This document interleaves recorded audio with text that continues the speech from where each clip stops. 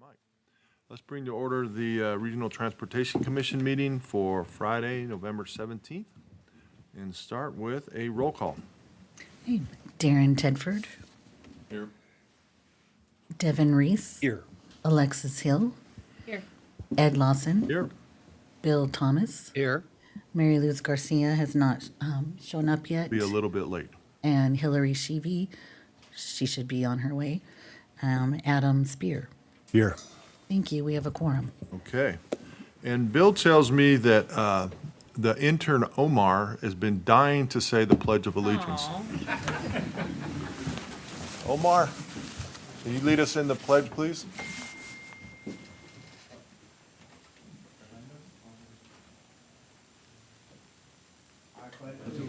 To the flag of the United States of America and to the republic for which it stands, one nation, under God, indivisible, with liberty and justice for all. All right. Thank you, Omar. Okay, let's move on to public comment. My first public comment is for Mark Markell. Come on down, Mark. Joe win a car? No, you didn't win a car. You got zonked. Damn, bro. We're on the wrong game show. Oh, we'll be honest.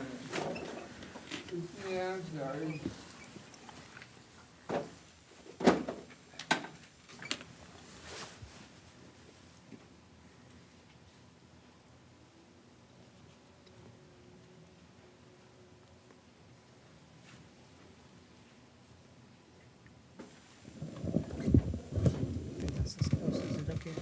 Okay, hi, good morning, Mr. Chairman, and all you beautiful people. My name is Mark Markell, and I'm a concerned Reno resident. Drunk driving is down from where it used to be, but it's still a problem. And I don't have any money or anything, or any, I have no funds, but I'd like to put up a advertisement thing on buses that says Mark's Pad, and all the proceeds from that can go to you people. I don't care. I just want to get the word out not to drink and drive. And this would be a big help if I could just get I don't have any money and I'm kind of a goofball, but I could be a perfect example. I am a perfect example of what happens if you drink and drive. The newspaper said I was a passenger, but a doctor thing for the, I don't know where, Arizona Vocational Rehabilitation said I was a driver, so I don't know, but I was in a coma for a month. And I don't know. This would be a good thing if I could get advertisements on buses. I don't. Who is in charge of buses here? Got to talk to Yeah. us, Mark. Okay, I'll talk to that guy. Okay. And I don't want to talk to you guys anymore. Thank you. Happy Thanksgiving. Thank you, sir. Okay, I'll see people later. We'll get you in touch with the right people. Will you? Will you? We will. I would appreciate Mr. Thomas is waiting for that. He needed something to do this morning. Cool. All right. Thanks, Mark. Thank you, Joan, people. All right, I have Dora Martinez, followed by Juan Martinez.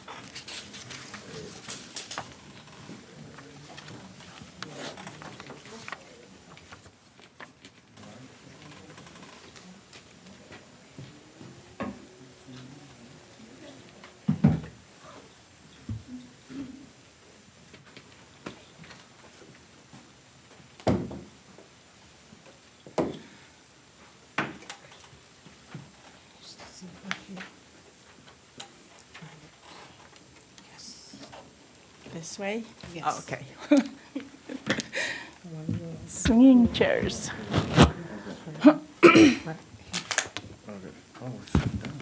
Yeah. You got it? Do you want to go first? Oh, yeah, I can go first. Okay. Don't know where the mic is, Okay. but just shout. Okay. Good morning, everyone. My name is Juan Martinez. This past weekend, I had a will call trip, and when I called dispatch to be ready, be picked up, all I got on the phone call was having technical difficulties. So with the RTC access, so, just remind that these are people with disabilities that are being stranded. And so just gotta let us know what's going on with that.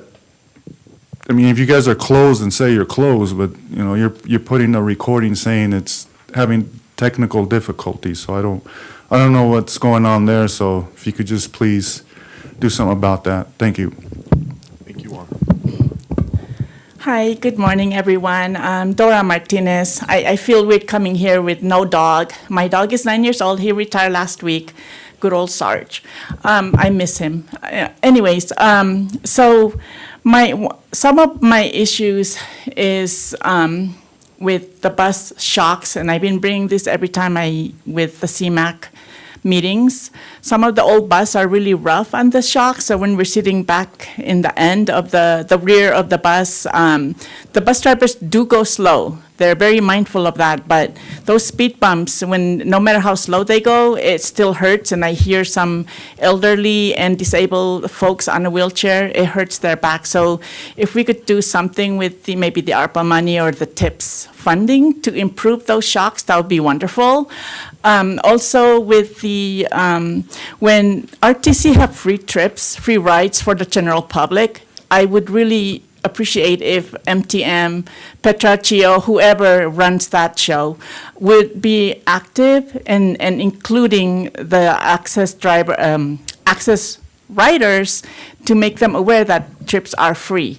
When during the VA, the Veterans Appreciation Day, I had to be the one telling all the clients that the trips are free, so they took advantage of that, go grocery shopping, what they needed to do, because, we all know set income for disabled and senior folks is difficult. So when we get free trips, we take advantage of that, so we could put those money towards groceries and keeping utility on. Also, another thing is I heard that you guys, RTC, is doing graphic designs for the websites, and I was looking at the agenda. It would be great, we are here, if you could include the disabled community, so that way we don't come back and say, hey, this is not inclusive, it's not accessible, the Americans with Disabilities Act has been active since 1990, and I always like to quote our beautiful Mayor Shivi, let's do the right thing, and let's do it right and be inclusive. We are the friendliest city in the world, so let's continue that. And another thing, oh my gosh. Oh, the Token Transit token app. Thank you to Susie Trinidad. She's the bomb, she's the queen, for helping me and getting to them that it wasn't accessible this week, but now it is. So, it's the case. It's like a crying baby will get fed, and I am the crying baby. So I do come to you guys. It's all who you know, and I want to thank also Mr. Ed Lawson. You're awesome, and Hillary, Mayor Shibi, and Alexis Hill, and Vice Mayor Reese for always, leaving that communication open to people like me and my peers. And I appreciate all of you. Thank you. Thank you, Dora. All right, Amanda Nelson.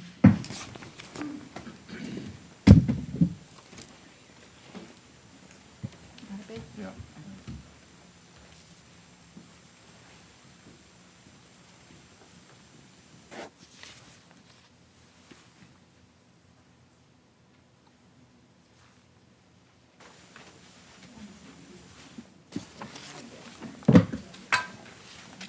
I just broke something.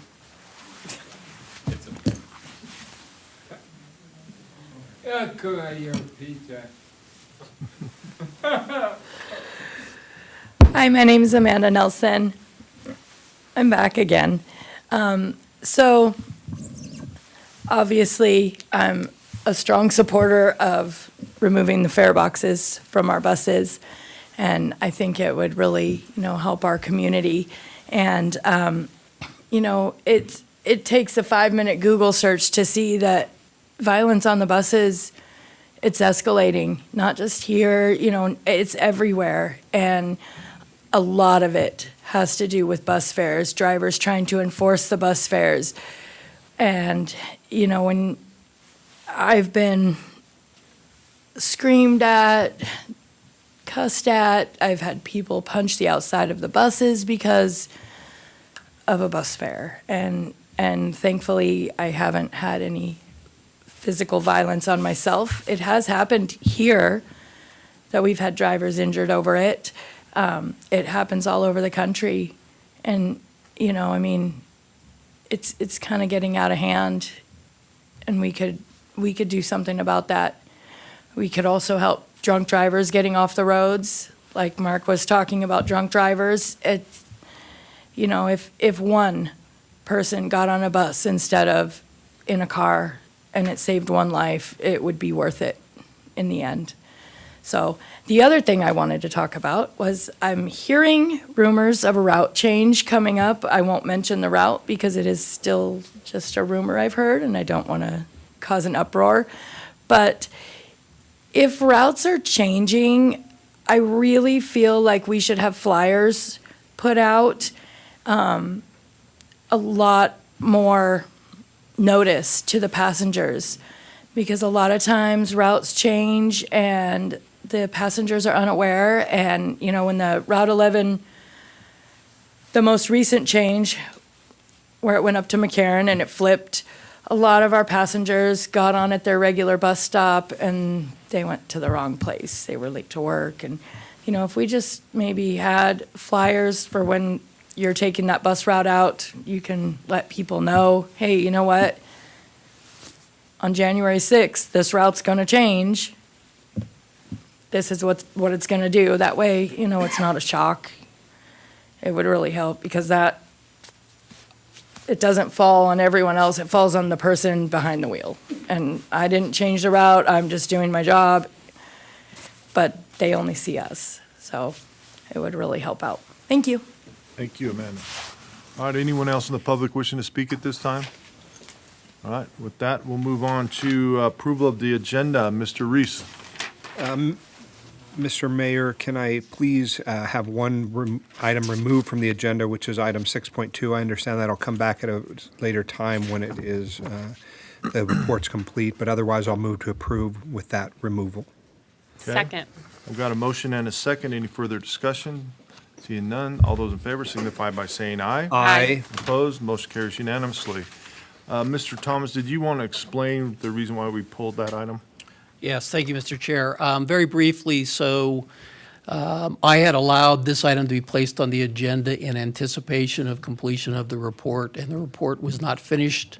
And so it was my decision that the best thing to do was to not have this item discussed, since there was no report for the public and the board and the employees who spent a lot of time on this to have in hand. So that's why it was postponed.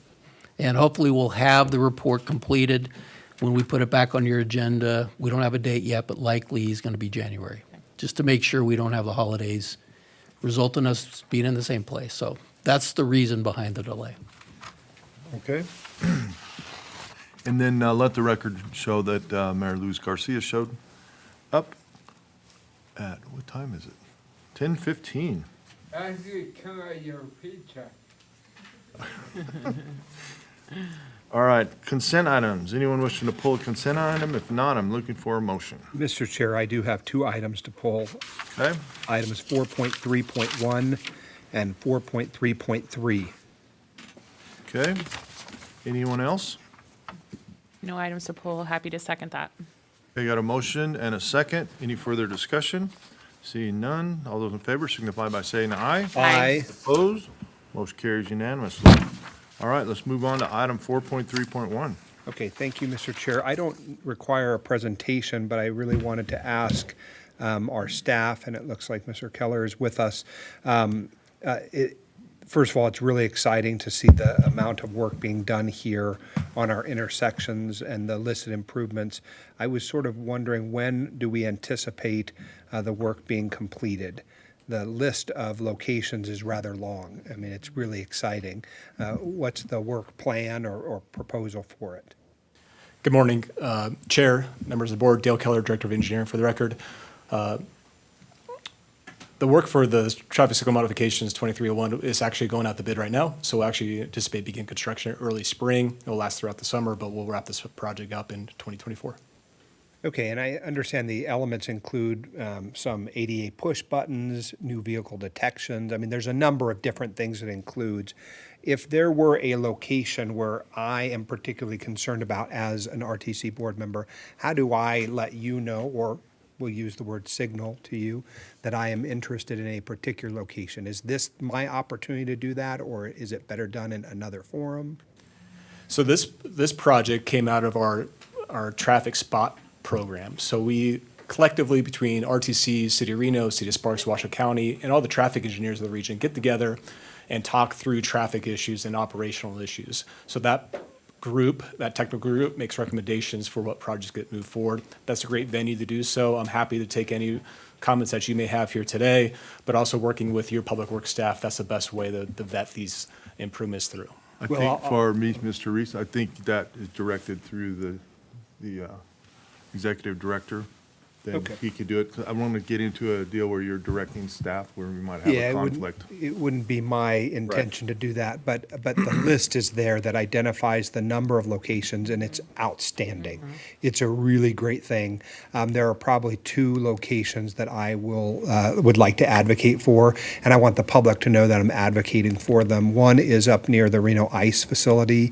It's certainly an area where we could see some signal improvements, and we've recently done a new crosswalk there, which is great.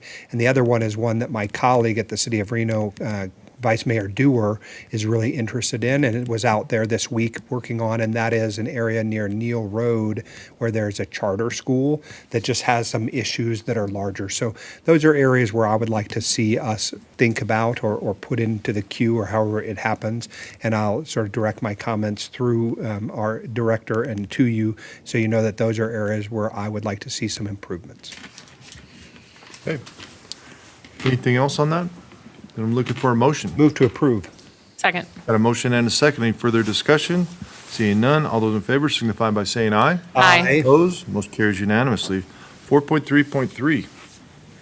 Thank you, Mr. Chair. Same group, always great, thanks. First of all, this is really tremendous. The high point for me in this particular agenda item is work being done on Somerset Parkway.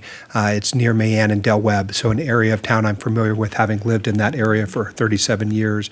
I wanted to ask really about our opportunity to move up the timing on the schedule. And the reason why I ask is because it looks like currently you have it scheduled for construction to end or start in August of 2024 and end in October of 24.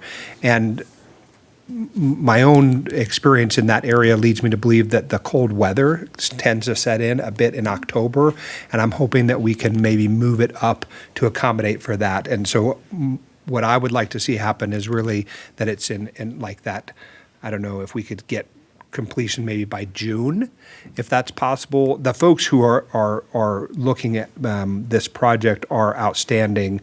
Wood Rogers does excellent work. And so I just want to think about the timeline for the completion of the work. So Commissioner Reese, Dale Keller, Director of Engineering. I'll turn the mic over to our engineering manager, Jeff Wilberg, who has more of the detailed information, but I think we'll try to do everything possible to move this up. Jeff, you have any more information? Yeah, Jeff Wilberg for the record. Yeah, we see this as a priority as well. We also see doing the work in the summertime when school is out as a benefit as well.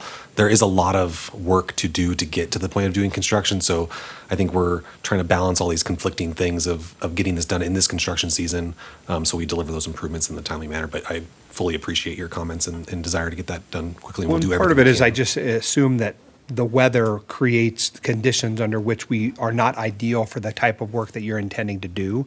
And so I'm not a construction worker or an engineer. I leave those to smarter people than me.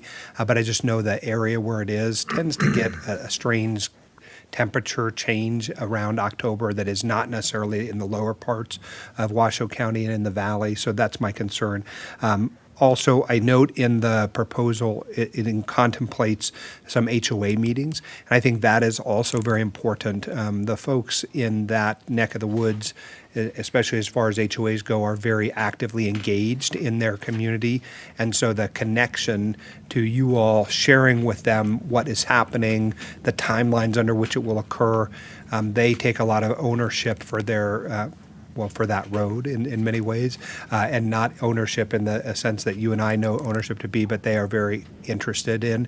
I see a lot of activity on next door, and this is something that you all have been really working on, and RTC has been very good at working with the city on this particular stretch of roadway, and it's been a long time coming. The road is in pretty bad condition, and I know why, and I know why the project has been prioritized. So I really have to just say thank you for making it a priority here, and the city of Reno is really excited for this specific project, and I appreciate that. Kerry Koski on our side of the aisle has really pushed very hard for this specific project, and I'm excited that we're there. Thank you so much. Okay. Any other discussion? Looking for a motion. Move to approve.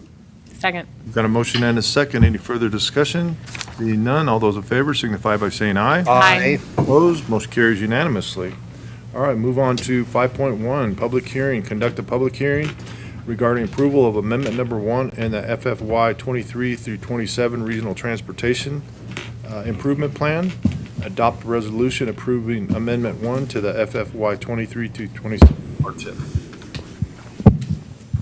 Thank you, Mr. Chair. Good morning, members of the board. Graham Dollarhide, Senior Technical Planner for the record. Today I'll be presenting on the proposed amendment number 1 to the federal fiscal year 2023 to 2027 Regional Transportation Improvement Program, or RTIP. Before I get into the details of each project, I'd like to provide a quick overview of the purpose and the process of the RTIP and in carrying it out. The document is a federally required program of projects.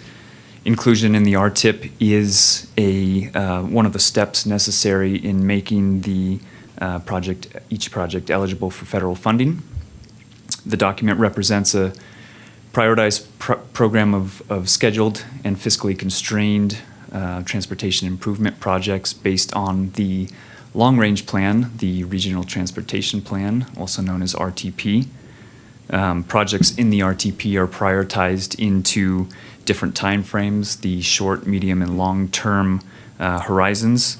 And the RTIP is essentially the projects from that immediate term or that immediate timeframe. The RTIP is not a reconciliation document that is amended retroactively to reflect actual project expenditures. Again, it is a programming document meant to show how federal funding will be spent. It's also designed to achieve the region's goals and objectives established in the RTP by advancing identified projects, starting with, as I mentioned, that immediate time frame, and then sort of pushing things along from there. The program includes all federally funded or regionally significant transportation projects, regardless of funding source, carried out by any agency within the MPO boundary. This is why oftentimes you'll see NDOT or another agency listed as the project lead on a RTIP project, or why projects are added, deleted, or amended at the request of another agency.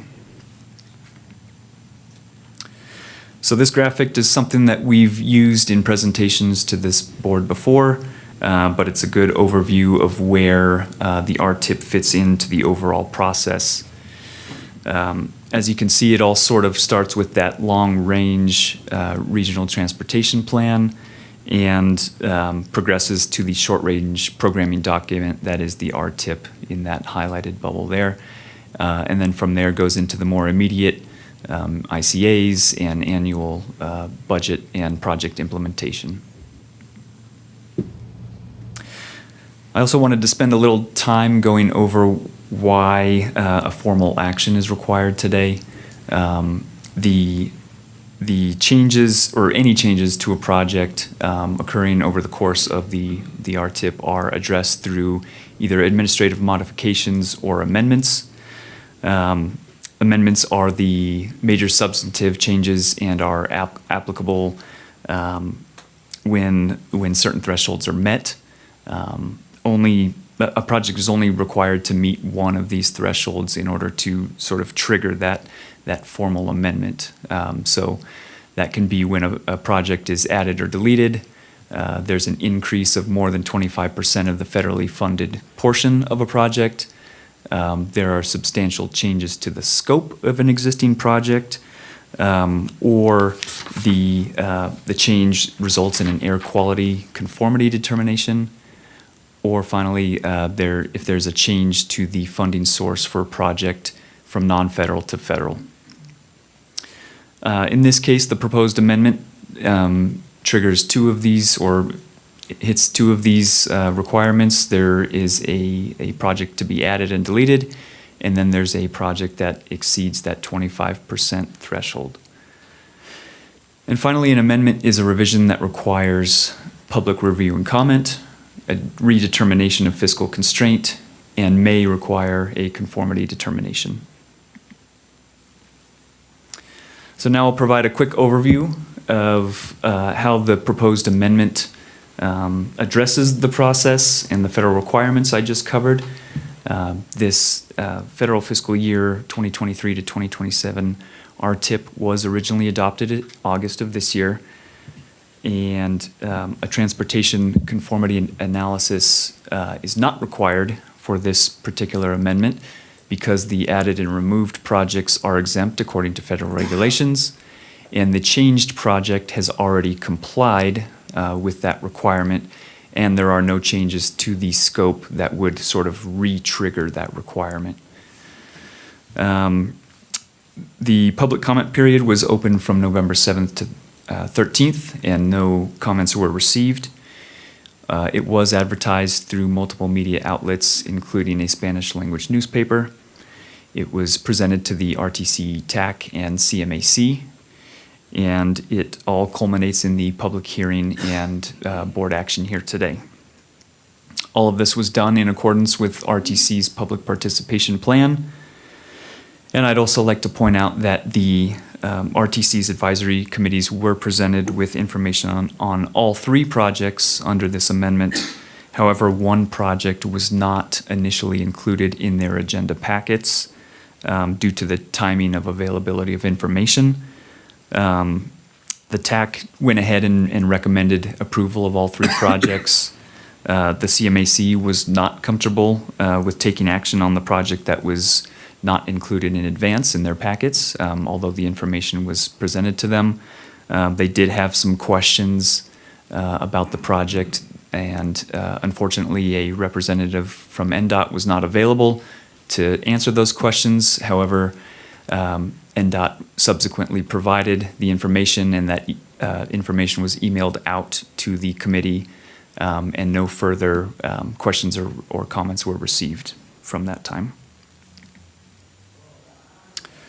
So hopefully I've provided sufficient background and context for the proposed action, and so now I'll dive into the details of each project included in the proposed amendment. So the project to be changed is the NDOT-led project. It is a project that was recently added to the RTIP, so you may recall that it was added earlier this year. The project is to add an auxiliary lane to eastbound I-80 between West McCarran and Keystone.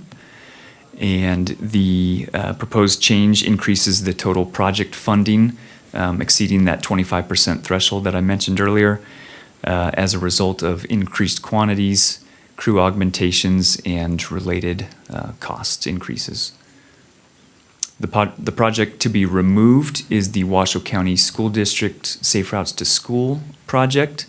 This is from an award through the RTC's suballocation of transportation alternatives set-aside funds.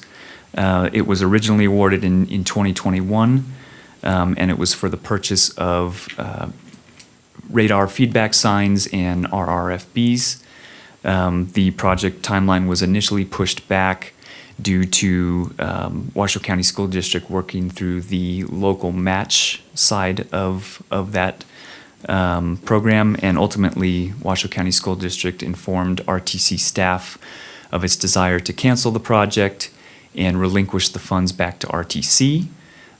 If this amendment is approved, RTC would be able to reallocate those funds. It's about $80,000 in federal funds. Would be able to reallocate those to another eligible project that would happen prior to the expiration of these funds. And then finally, the project to be added is also another Washoe County School District Safe Routes to School program.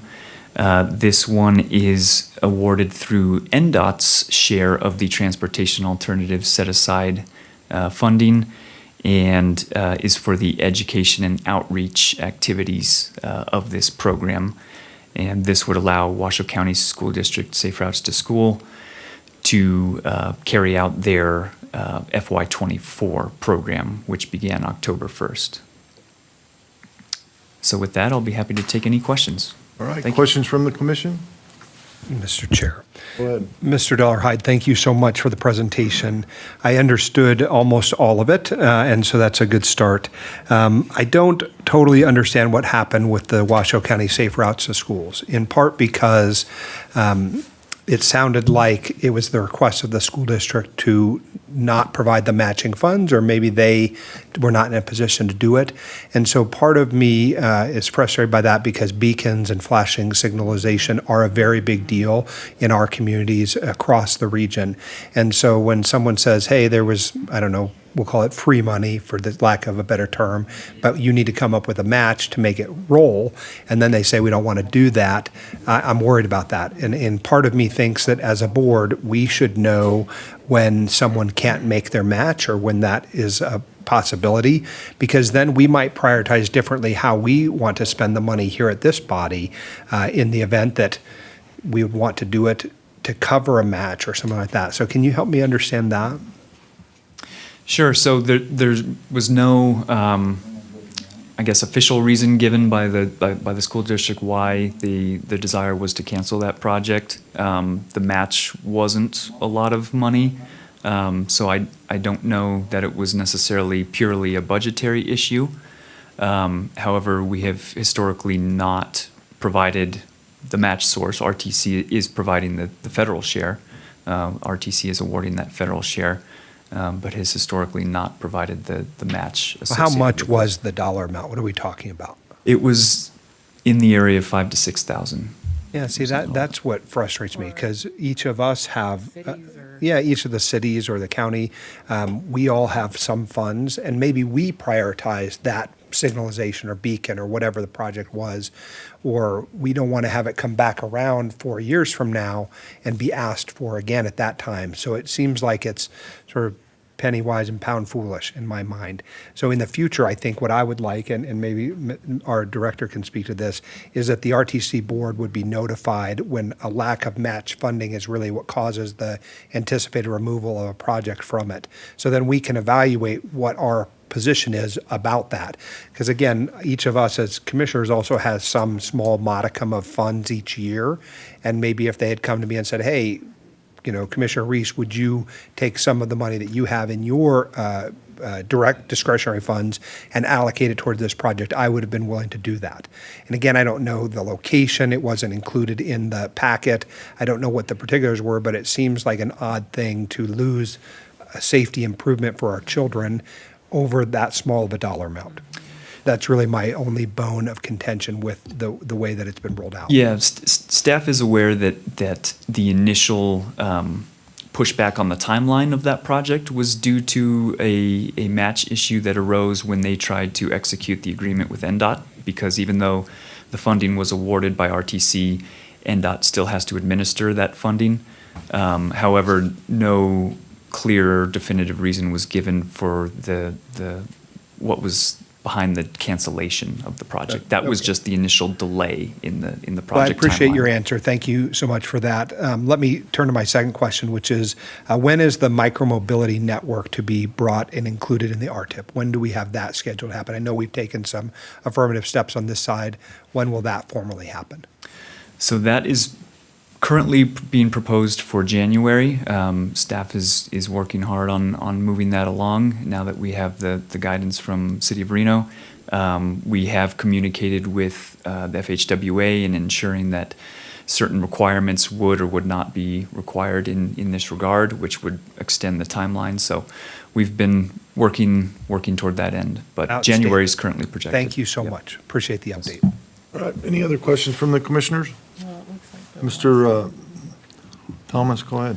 Thank you. Just to elaborate a little bit about this conversation related to this particular TA set-aside program. So the challenge here, and I heard what the board said, which we'll be very aware of, is it a monetary issue or is it something else? This particular program is set up such that they're not RTC projects. So there's both the money part and the implementation side. So these projects are done by others. And so what we don't know, was it money or was it just they didn't, in their list of things they have to do, they decide not to do it? So that's the balance part of this. Again, these are external parties that have to execute. If we find out there's some safety issues, in talking to the school district, for example, we would probably approach it differently. And then that way it can become something that RTC fully controls. But just to let the board know, this particular funding source, we can't and don't do the projects. And so we're relying on whoever the other party is to execute it. So, but I hear what you're saying. We don't want it to be a money issue on these important things. Okay, anyone else? All right. This is a public hearing. Anyone in the public wishing to speak on this item? Not, I'll bring it back to the dais, and we will, you're going to comment on number 5.1? I think he gave you his card. So we're on 5.1. Okay. I'll move to approve. I got a motion? I'll second. I got a second. Any further discussion? Seeing none. All those in favor signify by saying aye. Aye. Opposed, motion carries unanimously. All right, let's move on to 6.1, the quarterly report from Keolis Transit Services. Jim.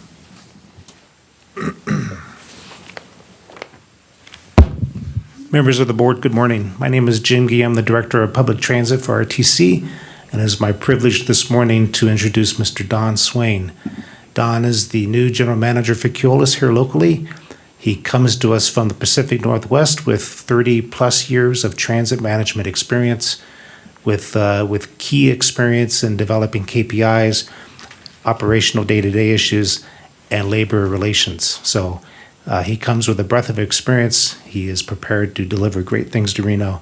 It is my pleasure to introduce him. Not Sparks? Thank you, Jim. And Sparks and Washoe County. Thank you. Okay. Mr. Chair, members of the board, thanks for having me here today. I've been at this now for a month and a day, so I will be brief, and you can thank me later. But one of the nice things that I'm seeing is I've inherited a very solid staff.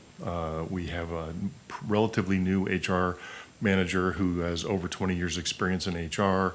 I just recently promoted our assistant safety manager to safety manager position, Stephanie Hartgrove. Great background, excellent experience, and she's doing a good job of moving us forward in safety. We're focusing on building better systems. The systems that are in place are pretty solid, but in my opinion, they needed some work, so we're focusing on that right now. Do I run this thing?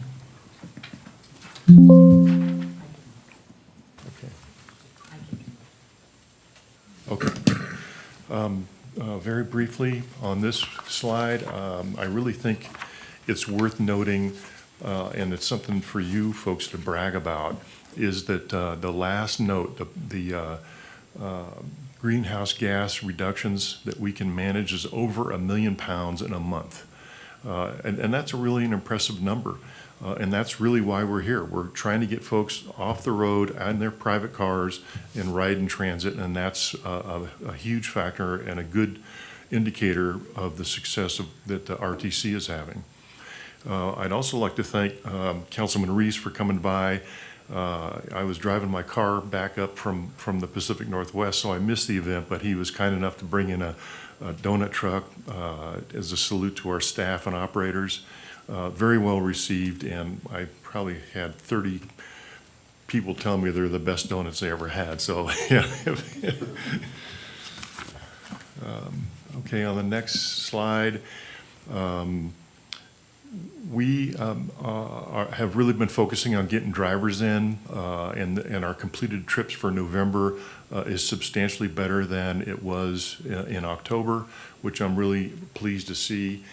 Our focus for complaints is, as I told the operators at the monthly safety meetings in October, the riders are the reason that we're here. We're focusing on making that experience better for them, and we do that through the operators. So we're making their job better so that they can provide better service to the public. And that's been very well received by our folks. On the maintenance side, our maintenance crew is really outstanding, and they have a great record, a very mixed fleet.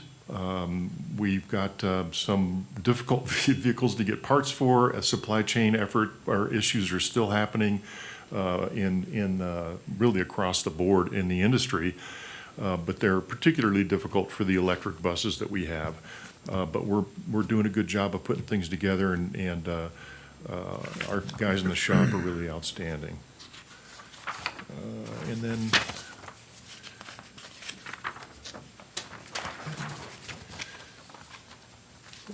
so I think that may be about it.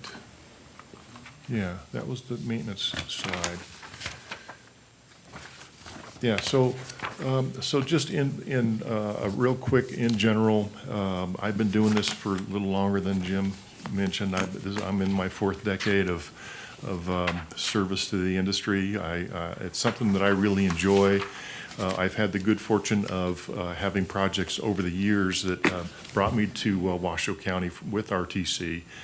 So some of the staff that are here now, I've known for a long time. And I'm really looking forward to continuing working with RTC and making the service to the public stronger than it has been, and keeping getting stronger. So any comments or questions? Questions from the commission? Just one briefly, Mr. Chair. Mr. Swain, thank you so much for being here and for the introduction. The event that we held for our employees, that was really outstanding. It was a highlight of my week for sure. Donuts are always good.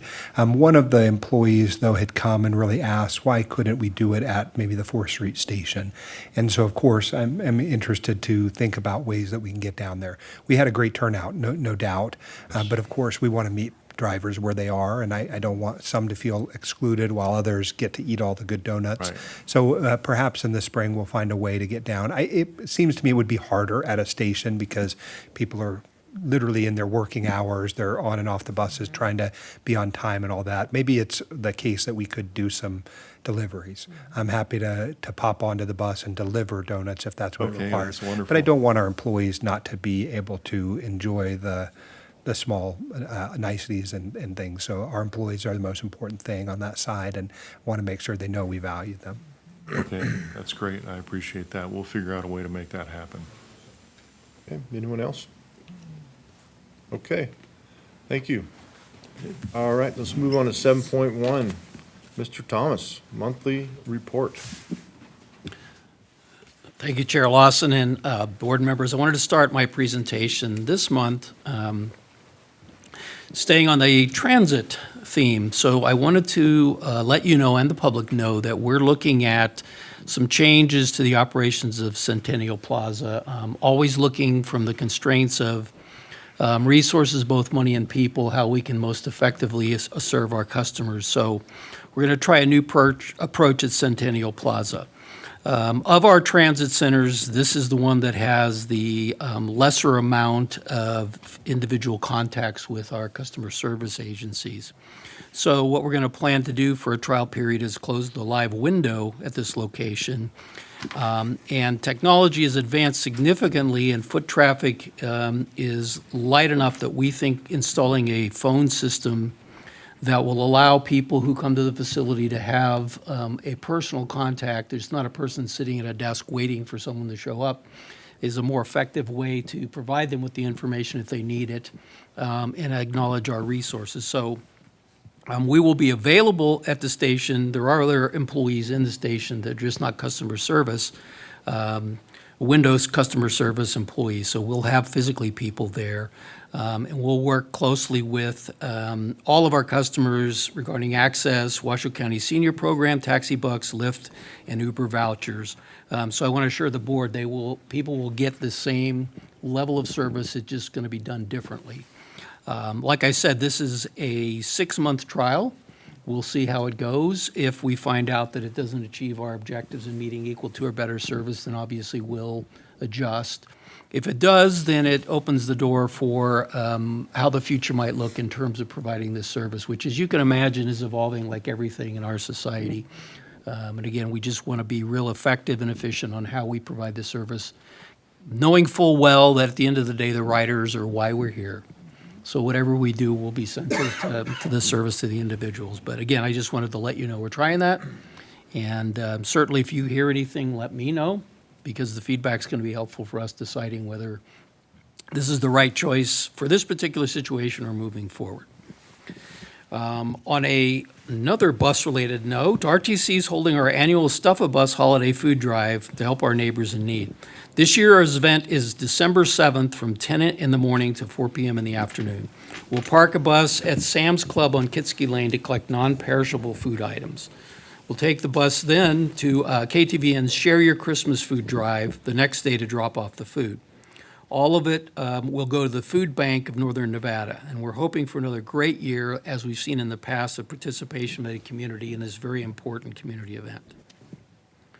Last Friday, we offered free transit to our ride and access services for Veterans Day.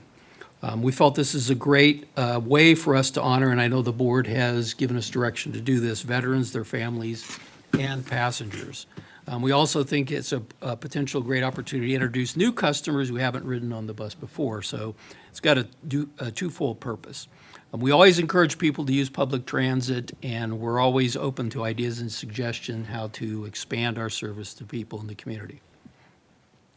Last week, which we talked about a couple times, the RTC, through the generous offer of Commissioner Reed, who I think even maybe picked the donut provider? You did? Yes, okay. We provided coffee, juice, tea, and donuts for our Keolis and MTM employees who work on behalf of RTC. And the two providers were Mad Hatter Donuts and Bon Appetit Barbecue. As has been mentioned, we think it was very well received, and I unfortunately was out of town, or I would have joined, but sounds like Commissioner Reese, it went very well. And so I thank you, and there'll be more opportunities for the board to engage with the drivers for both of our providers, which I know they appreciate. At this point, I'd like to introduce one of our newest employees, and this particular one is a person that you all will likely be working with very closely. I'm very excited about announcing and introducing Josh McInerney. Did I get it right? McInerney. There it is. So by the way, Josh plays the bagpipes, if you didn't know, so we may have to have him here at one of these events. But What's that mean for a bagpipe? yes. So Josh is our new public information officer. He started on November 6th. Very competent and quite impressed in the short amount of time he's been here on his skills and his ability to meet that one of the most important needs of RTC, which is communicating with the public. So he has a background in marketing, public relations, which we think will translate greatly. He's actually a graduate of the University of Nevada, Reno, so totally familiar with our community. He spent the last 10 years in Las Vegas, and much like Mayor Lawson, we're glad that he's moved north to contribute to our community. So, as I mentioned, he's active in the Scottish and Irish community, and he ran the Las Vegas Highland Games, which was a 2-day cultural event. So I'm sure he's going to use that passion and skill to maybe help us in that space in our community. So welcome, Josh. Looking very much forward to all the help you're going to give our community, our agency, and also the board members. And certainly any of the board members who would like a personal introduction with Josh, we can arrange that. I'd also like now, and we put Omar on the spotlight here, because some of the other staff members had threatened him with that, so I figured we ought to fulfill that threat. Omar Casildo is our most recent ad as a finance intern.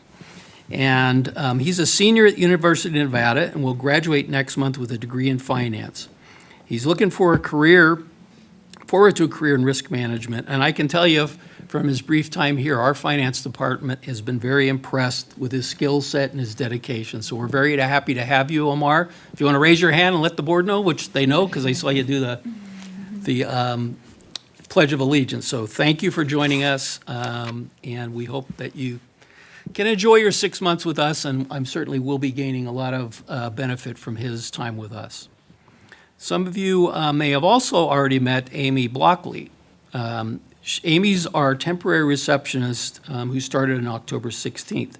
She's usually the first person you see when you come into the building, as we've opened the building up again, post-COVID now, to public to have access to the first floor of our building. And we're recruiting an administrative associate to assume that role full-time, and we'll be providing full-time reception and additional assistance to the agency going forward. So I want to announce Amy and welcome her. And now I'd like to move into the driver acknowledgements. So I want to first, I want to thank LaVon Marcus. On Tuesday, she dropped off 10 large pizzas, fruit, salad, and beverages to our MTM staff. Ms. Marcus is one of our RTC Access clients. She's actually a client and not a driver, but quite impressed by that, and I think a reflection of the value that service has to people in the community. She's very thankful, which I hear often from people who use Access for our great drivers, the dispatchers, and the reservationists. So it kind of goes without notice because they make the system run all the time, but we know without them, the service wouldn't exist and the quality of service would be much less if we didn't have the great people that do it. So thank you, LaVon, for doing that and acknowledging our crew. The MTM Employee of the Month for October is Tommy Paris. Tommy's been with Access since 2015. He enjoys the independent nature of the job and he's happy to come to work. He does his best and he goes home without a fuss. He has an excellent safety record. The customers like him and his coworkers respect him.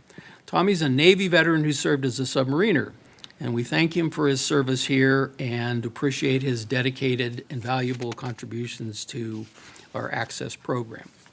The Keolis Driver of the Month for October is Joseph Johnson. Joseph was born and raised in San Jose and moved to Reno in 2006. He's had 7 years of experience in transportation, including as a bus operator for RTC since June. Joseph's on-time performance in October was 95% with 0 accidents. On October 11th, one of our passengers complimented Joseph for avoiding a would-be crash with another vehicle. So it definitely benefited us from the standpoint of our safety record and the safety of our passengers, but also was noticed, obviously, by a passenger who acknowledged the great driving skills of our staff. So we want to thank him as an employee, but also for that specific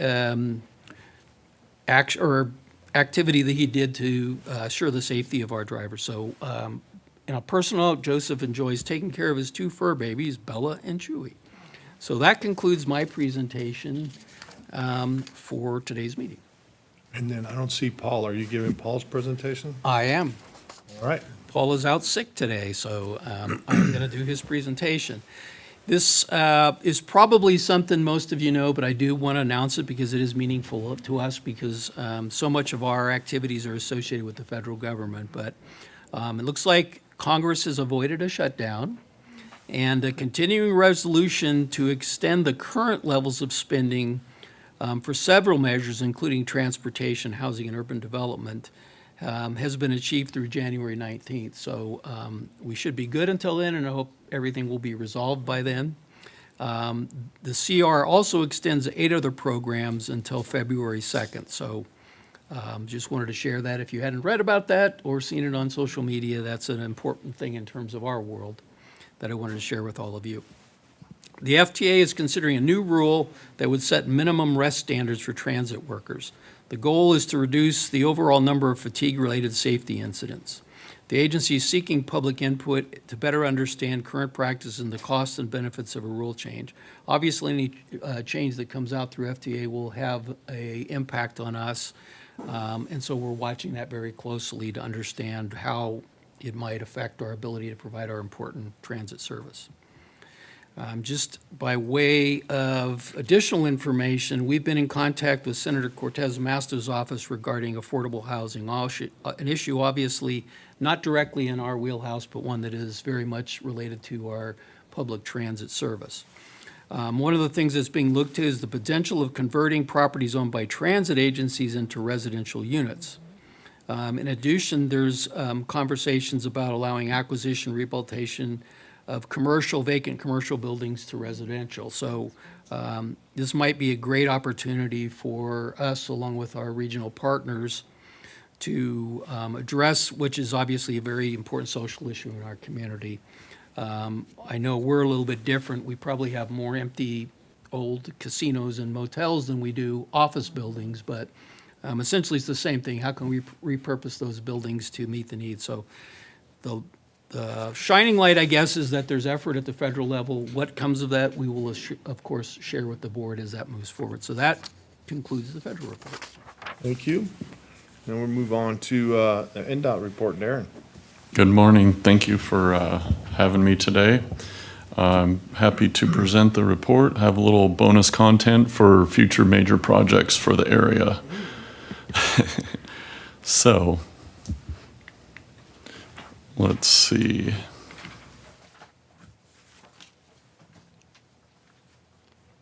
I'll just have you advance the slides for me. Next slide, please. First thing that I want to talk about, construction has started as of Monday on what we're calling 395 North Valleys project. So this project will be doing a lot between Clearacre and Golden Valley. We're adding the third lane southbound in that range of area. We're adding auxiliary lanes, which is lanes in between the ramps, so you don't necessarily have to merge all the way onto the freeway if you're just going from interchange to interchange. Redoing the entire surface, we know that it needs some help drastically. Scheduled construction is next year and the year after, so finishing in '25. And it's going to be a big project, started with restrictions over the winter. The contractor's not going to wait over the winter. They're going to work on things off the side of the road that they can to prepare for going full speed as soon as they can in the spring. In some good news we have going up in the incline area. Over the past 3 years, it's taken a long time, but we've been repaving about 14 miles of Mount Rose Highway and State Route 28. That last time we did that stretch was about 14 years ago, so we know it was due also. A bunch of improvements up there, sidewalks, ramps, detention basins, retaining walls, conduit, underground conduit. So we're proud of our team and the contractor's team. They're mostly wrapped up with that project with just minor punch list items to come in the spring and no major impediments to traffic flowing through there. Also coming down from the lake, down Mount Rose Highway, a couple other items that we're completing. The center picture is pretty random if you don't realize that that's our avalanche control system up on the road above Mount Rose Highway, just below the summit, just below the rest area, just below the meadow. Don't look up there while you're driving because you're driving, but be aware that when we say the road's going to be closed for avalanche control, we've updated that system, make it more reliable, intentionally bury the road in snow and then clean it off in a quick manner to keep traffic going between here and the lake. And then further down towards Thomas Creek, we have some improvements at Thomas Creek and Callahan for minor signal improvements and turn lane improvements to make that section of road safer. And a note for future work, we're working with RTC to coordinate on the first of significant projects that came out of the Mount Rose Corridor study, which will be on that north or the uphill end of the segment, Bordeaux, Callahan, Thomas Creek, for an upcoming project to further improve safety up there. And as I alluded, I have a brief but extensive update on future projects, really future major projects the department has planned in the Reno Sparks area. The first of which is a pair of bridge replacement projects. First one we're working on now, details are on the screen, but roughly replacing 7 structures between Keystone and Garson or Boomtown. That's going to be a project cost about 75 or 100 million. Start soon because it doesn't have significant environmental impacts, and completion in 2026. And then the project to replace the rest of the structures from there to the state line. You can see multiple structures through Verdi, much more significant cost and lead time because of the opposite. Going over the Truckee River multiple times includes more environmental and planning ahead of time. So to be anticipated in the end of this decade, if I can say that. Next, what we're doing for the Spaghetti Bowl. As we've known for a long time, there were a lot of phases of the Spaghetti Bowl. Good news is we did the initial NEPA work, and the environmental process is covered for every one of those phases already. We did them in advance. Purple is the SBX phase that we have looked at, and then phase 2 is the phase that goes from just east of the Spaghetti Bowl out to McCarran past the Nugget. So that's the phase we're working on now, coordinating with the Nugget, coordinating with other stakeholders, and anticipate that project in the near future. The north of that, you see the North Valleys, we call it Phase 1B, the project I just described. It has other phases after it, namely North Valleys Phase 2. So anticipated to start work in 2026 will be Phase 2 that goes from Golden Valley up to Stead Boulevard. That phase is also the phase we've discussed before that includes work on North Virginia Street from McCarran up to essentially 395. That's in coordination also with the RTC. So we look forward to that light blue project progressing, and it's under design currently right now. Next, we have been looking at an alignment. There's a lot of lines on the picture on the left, but the one that we're looking at is a connector. It's small dashed red, but connecting off the end of South Meadows out to Trick, out to the Tahoe Reno Industrial Center. That's been something that's been requested by both local residents and people that are interested in getting traffic out to Trick. So that is a feasibility study that we're doing right now to see if that's possible. It's a very similar project to when we pioneered a road south of Boulder City in Las Vegas, out through the mountains and the canyons and the unknown. Not to call this a bypass, but really to further the possibility of another option for the traffic that right now has to travel on I-80 between Sparks and Trick. The other, and I mentioned before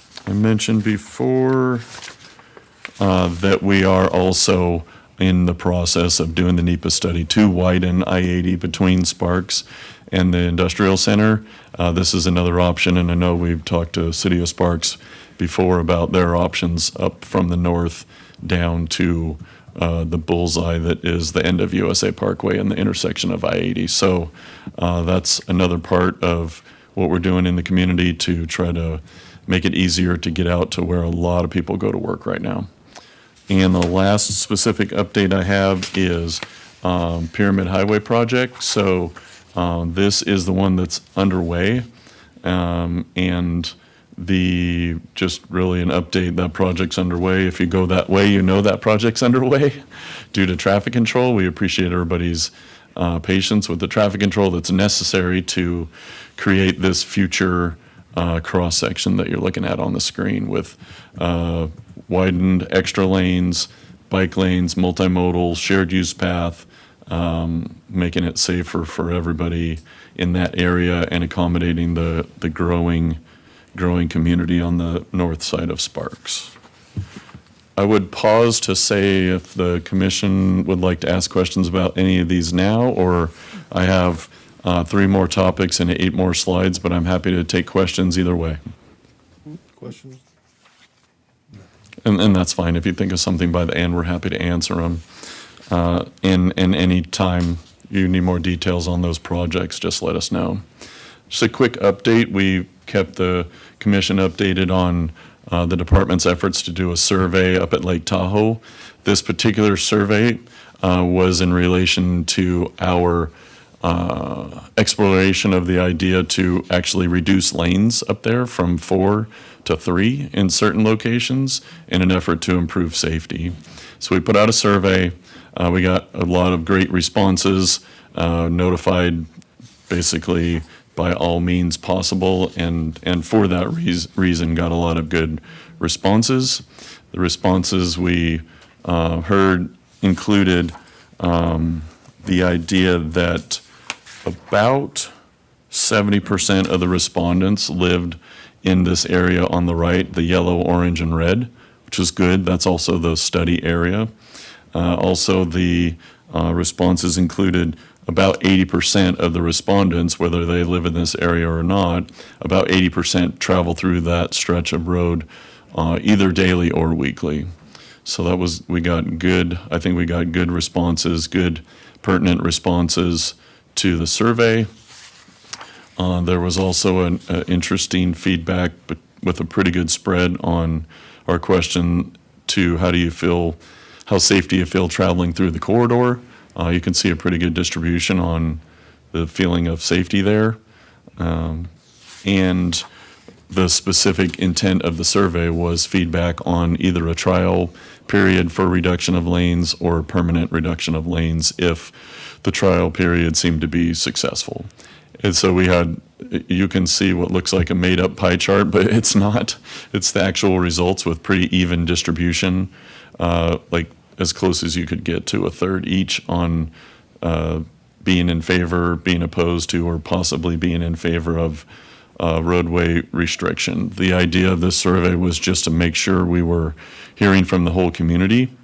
At the same time, the engineering is still going on, the traffic engineering is still going on, and the real intent of that was, can we support the amount of traffic that's up there with reduced lanes?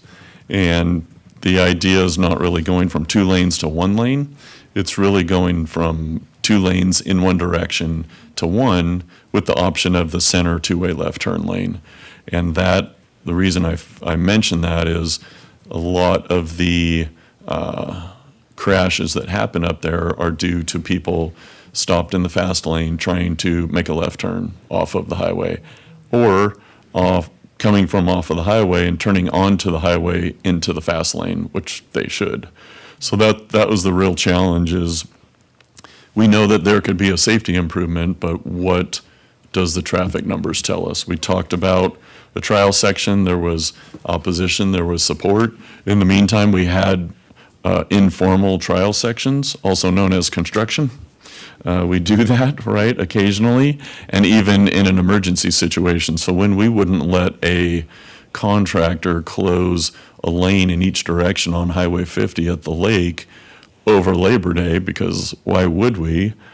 We had the opportunity to have an emergency setup where communications had been interrupted. Residents in the stretch that I indicated, closer to South Lake Tahoe, had no phone and no Wi-Fi service based on damage to communications infrastructure. And the contractor was up there, needed to have an emergency permit from us and close lanes.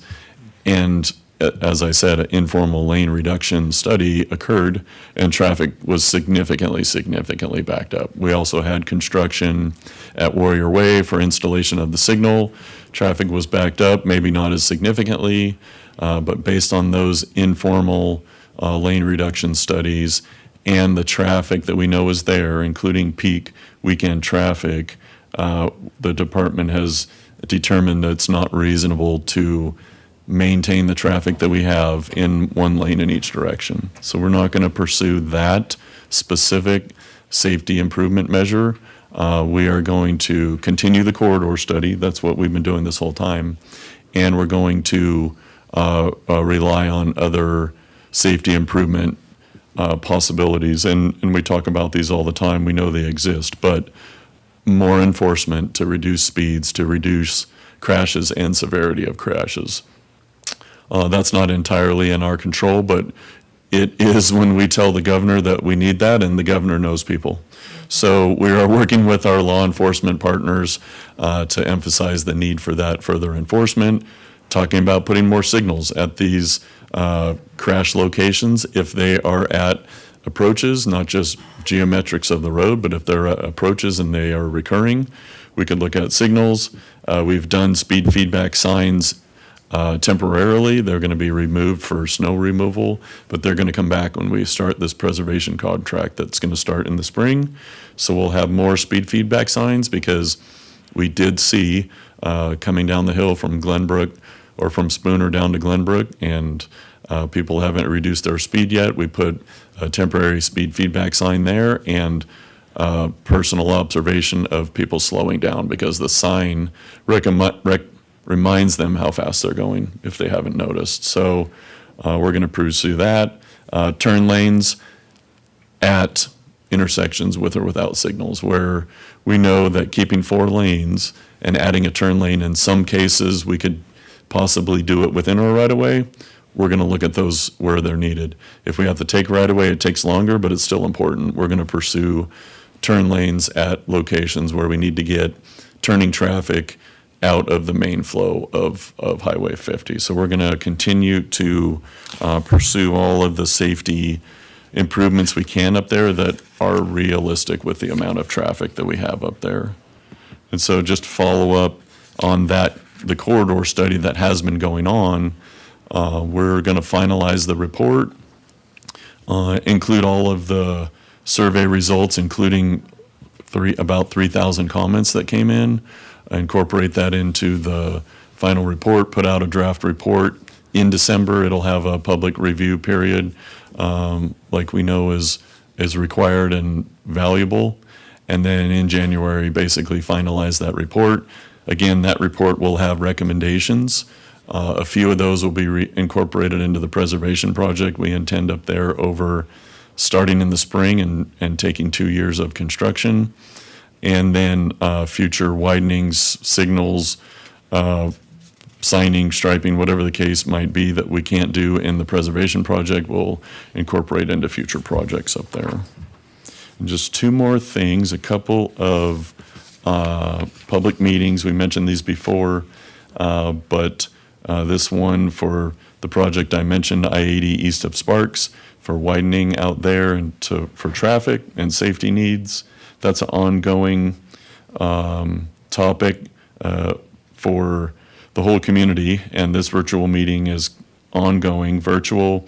We already had the in-person public meeting, and you can see there on the stats, the online virtual meeting has 2,000 views. That doesn't mean people, but it just about means people. So that's really good viewing of what our intent is, and also the opportunity there that lets anybody comment, and those comments go into our study.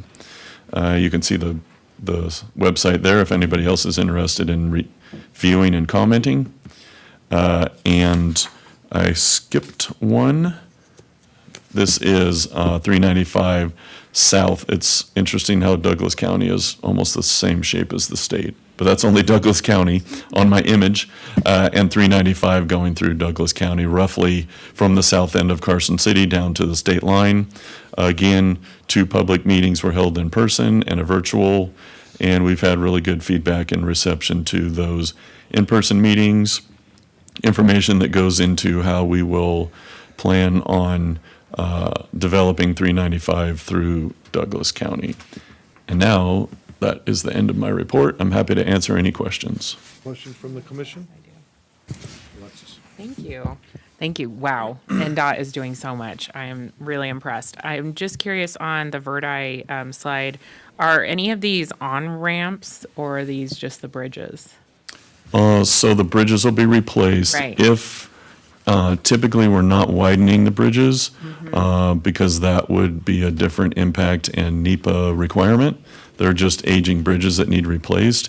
But at the same time, in the area, if the on-ramp needs milled and overlaid or something to that account, we would most likely do those then, yes. If that's what you're asking. There's just a safety issue with an on-ramp. I can get you specifics, but if there's not enough distance essentially for speeds to increase, and so there's been some safety issues. I know that more people take it, especially when we have snow issues. So I just didn't know. I think it is on a 5-year plan from what I had seen in the past, but it wasn't part of this, and I was just curious. But we can talk about it offline. Yep, that's no problem. And then on 50, I sadly drive it almost twice a week for meetings. And are you thinking of adding additional turn lanes? Are you thinking that you'll narrow the driving lanes so people will slow down physically, feel more constrained, or, kind of do what you can with engineering? Because I just worry about relying on enforcement because the speeds are so dangerous on that road. No, and I focused on enforcement, but yes, in the pavement preservation project, we're going to put out, we're putting out now, advertise soon, and award and start in the spring. It will have wider striping.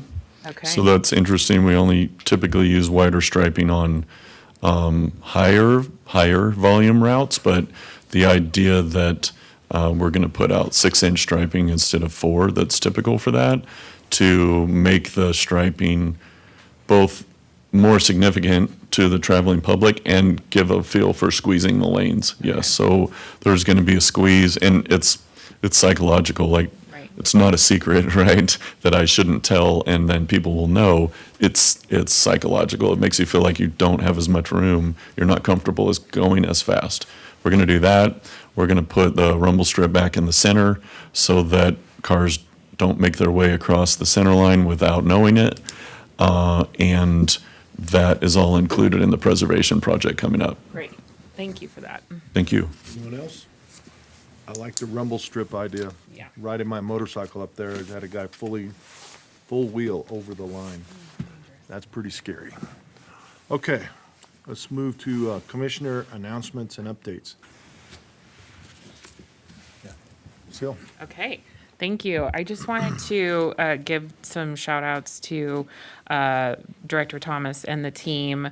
We received some communication from concerned judges on transportation for our inmates when they get out of our jail, because we have changed a route up there.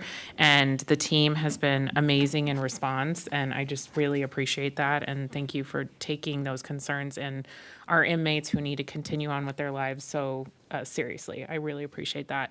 And Director Thomas, thank you for working with Immunize Nevada so they could potentially do their vaccinations on site. So I appreciate that potential partnership and working on that. And then I know that the county's doing an accessibility overhaul on our website and many technology services. And my understanding is we are working with community members on that. I hope we are. Dora could always tell me if I'm wrong, but I had asked for us to. So if there's a potential for us to make sure we're incorporating people who need use accessibility services with technology as part of our changes to the website, that would be great. But that's all I have. Thank you.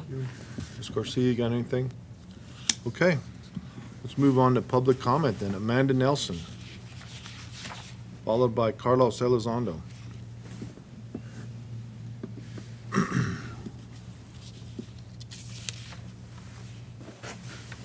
I ran out of time before. There was one other thing I wanted to touch on.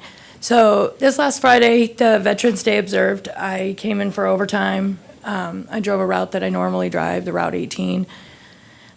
So these holidays that aren't, Christmas, Thanksgiving, when we change service to go to Sunday level service or Saturday level service, it affects the community so much. I mean, the Route 18 starts normally at 5:15. I take the first bus out. I have a ton of people, I have almost standing room only. They're getting to work, the back of the industrial area. Those people don't have Veterans Day off. They don't have Indigenous Peoples Day off, Nevada Day. So all of them didn't get that first bus. They didn't get the second bus. They all pile into the 6:15 bus. Now it's only every hour, and it stops at 5 o'clock. 5 o'clock, they're stranded all the way the back at Meredith. And that's tough for them. We have the restitution center. They're not allowed to drive. Everybody out there had to figure out different ways to get home. And, it also affects the drivers because a driver has a bid and maybe their bid doesn't run on a Sunday schedule. We're not paid for that. So now we don't work that day. And, or we have reduced hours or different hours. Maybe you have to come in earlier or stay later. And it's, I understand Christmas, Thanksgiving, New Year's, but maybe for the smaller holidays, just continue to run regular service because the passengers need that. They still have to go to work, and the drivers would still like to be going to work. Thanks. Thank you. Carlos Elizondo.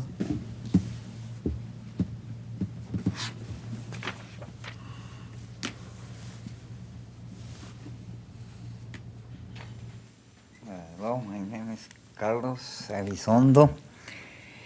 I already put what I'm talking about, I already put on customer service, but I just want to bring it up to the board. The Virginia line, when it's going north, every single driver asks, are you going to the university? No matter who it is, every single one asks me, And they don't ask you in a nice way, they, in a mean way and loud, in a loud way. And I just bring it up to the board because, this doesn't sound, right, normal. If you're asking every single driver, to ask me that. And the other one is, how you have a system on the, like a Route 1 in the Virginia line? I don't know, it's just, for one thing, excuse my language, but it's a hassle for the driver because, they keep saying, well, that's not my stop. People expect to get off there, or some people, they want to get on the bus there, and they get mad on the driver because they didn't stop it. It's just a hassle, that system there is for the driver, and that system.